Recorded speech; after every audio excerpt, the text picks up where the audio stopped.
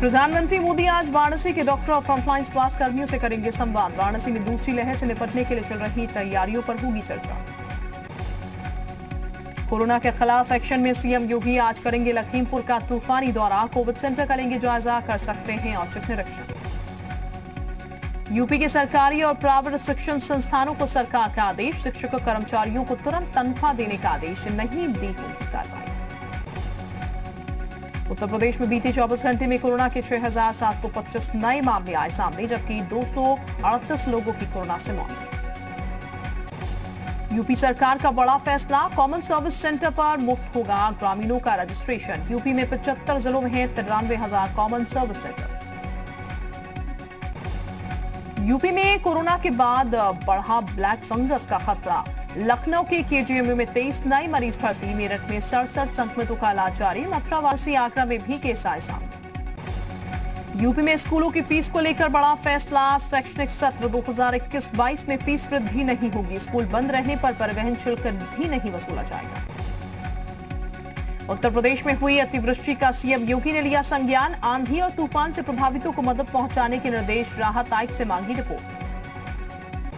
Corona संकट के बीच UP के प्रयागराज में एक शादी समारोह में बाल-बालाओं ने लगाए ठुमके, कहीं नहीं दिखा कोरोना प्रोटोकॉल। आगरा में बाइक और ऑटो में टक्कर, ऑटो रेलिंग को तोड़ता हुआ लटक गया। हादसा सीसीटीवी कैमरे में कैद।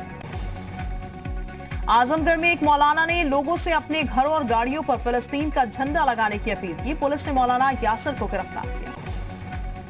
मेरठ में फ्लोमीटर बनाने वाली अवैध फैक्ट्री का भंडाफोड़ हुआ। क्राइम ब्रांच और पुलिस ने मारा छापा। भारी मात्रा में फ्लोमीटर बरामद, 6 लोग गिरफ्तार।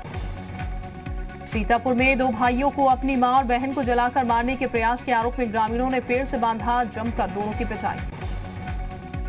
हरदोई में जमीन बंटवारे को लेकर 2 भाइयों में विवाद। छोटे भाई की रस्सी से बांधकर की पिटाई। छोटे भाई को आई गंभीर चोट और पुलिस ने केस दर्ज किया। वरिष्ठ वकील जफरयाब जिलानी को ब्रेन हेमरेज की शिकायत। मेदांता अस्पताल में कराया गया भर्ती। पंचायत चुनाव के दौरान शिक्षकों की मौत का मुद्दा पकड़ रहा है तूल। माध्यमिक शिक्षक संघ ने सरकार से लगाई गुहार। शिक्षकों के आश्रितों को 1 करोड़ का मुआवजा और परिजनों को नौकरी की मांग। बागपत में रेमडेसिविर की कालाबाजारी पर एक्शन। पुलिस ने 60 इंजेक्शन के साथ पकड़े 3 आरोपी। पंजाब से खरीदकर बागपत में करते थे ब्लैक मार्केटिंग। यूपी में चिकित्सा शिक्षा विभाग के पास फंगल इन्फेक्शन की भारी कमी सामने आई। प्रदेश में फंगल इन्फेक्शन की उपलब्ध है मात्र 636 इंजेक्शन। मेरठ में बढ़ रहे हैं ब्लैक फंगस के मामले। जिले के अस्पतालों में ब्लैक फंगस के मरीजों की संख्या पहुंची 67। अब तक 5 लोगों की मौत। हरदोई में दर्दनाक सड़क हादसा। ट्रैक्टर और पिकअप की टक्कर में 3 लोगों की मौत, 9 की हालत गंभीर। पुलिस ने अस्पताल में कराया भर्ती। अमेठी में ऑक्सीजन की कमी के बाद राहुल गांधी आए आगे। 5 ऑक्सीजन कंसंट्रेटर, 20 ऑक्सीजन सिलेंडर भेजे अमेठी। गाजियाबाद में वसुंधरा इलाके में कॉम्प्लेक्स की पहली मंजिल में लगी आग। कड़ी मशक्कत के बाद आग पर पा गया काबू। संभल में चुनावी रंजिश में गोली मारकर फरार 3 आरोपियों को पुलिस ने गिरफ्तार किया। आरोपी के पास से पुलिस ने 2 अवैध तमंचे बरामद किए। फिरोजाबाद जिले में युवक की गोली मारकर हत्या कर दी गई। वारदात के बाद आरोपी फरार। घटना शिकोहाबाद कोतवाली क्षेत्र।